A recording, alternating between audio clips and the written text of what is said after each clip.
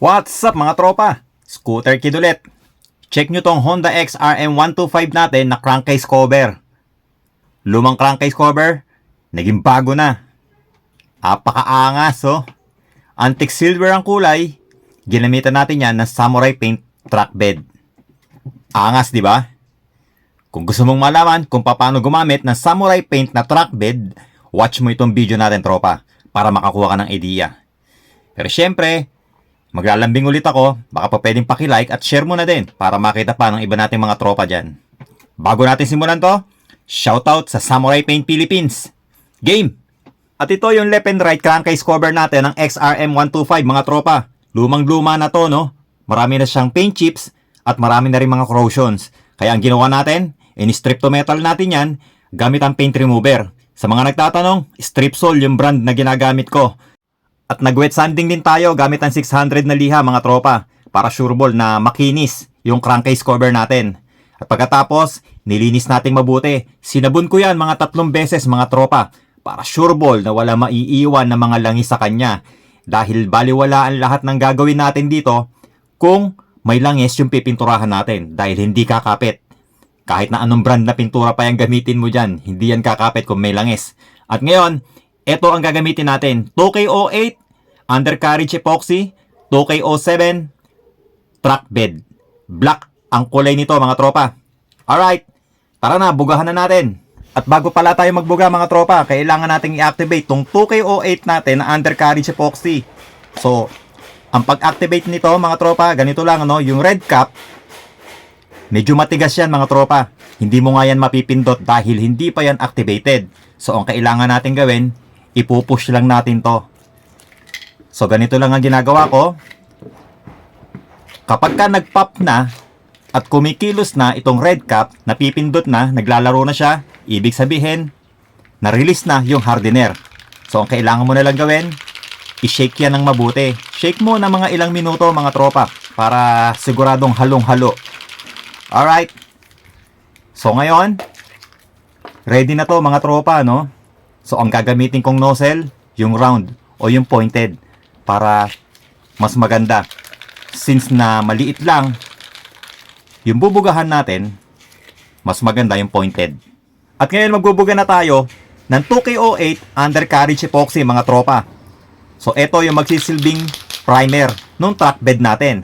At ito ang tamang procedure o tamang pagbuga ng 2K08. Dapat ang distansya nito mga tropa 1.5 ruler.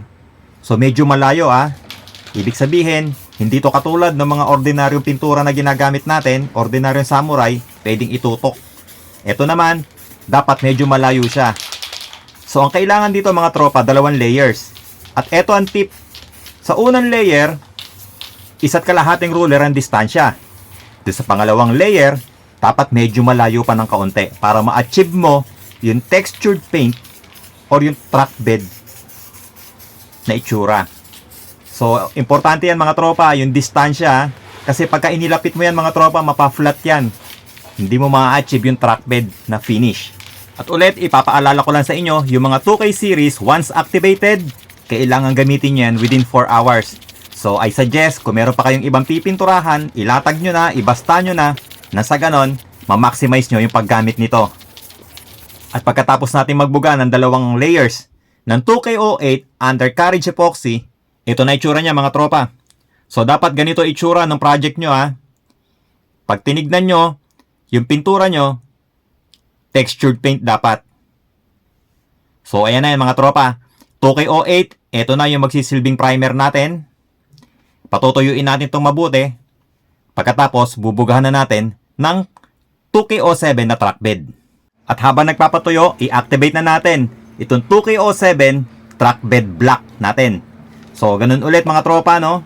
Ang pag-activate nito, itong red cap, matigas, dahil hindi pa siya activated, ang gagawin natin, ipupush lang natin to.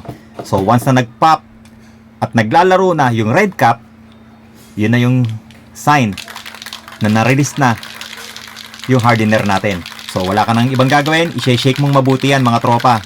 Shake mo ng mga ilang minuto, mas matagal, mas okay, para sure ball na halong-halo siya. Alright? At ipapaalam ko din sa inyo na ang track bed merong 3 kulay. Meron niyang black, silver, at saka yung white. So itong gagamitin natin, black. So tuyo na yung 2K08 natin mga tropa. At ngayon mag-a-apply na tayo ng 2K07 track bed black. So ganun ulit ang procedure mga tropa. Same lang ng ginawa natin sa 2K08. Dapat ang distansya sa unang coat o unang layer, 1.5 ruler. Sa second layer naman, medyo malayo ng kaunti, 2.5 ruler.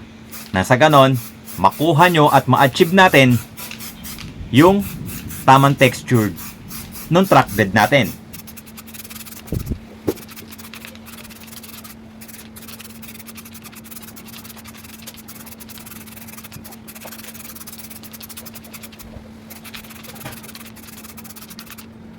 After natin magbuga ng 2 layers, eto na siya mga tropa. Eto na yung Samurai Paint track bed finish.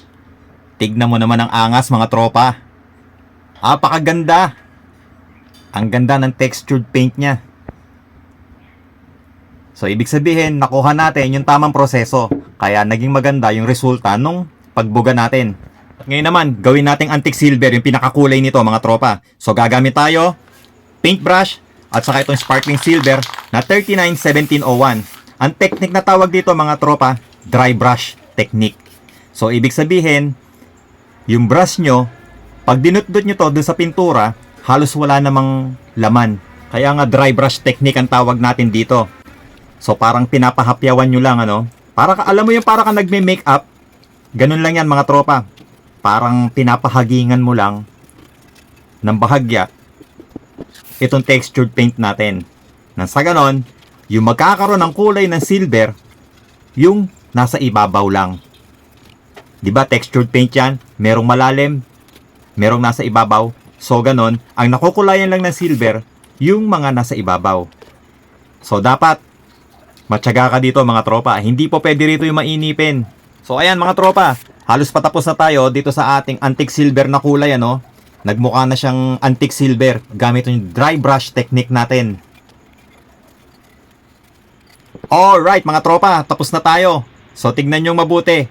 Itong ginawa natin na samurai track bed tapos antique silver yung kulay niya. So tignan mo mabuti mga tropa. Nagkaroon na siya ng 2 kulay, di ba? So yung silver, siya yung nasa ibabaw ng textured paint at naiwan yung kulay black sa ilalim.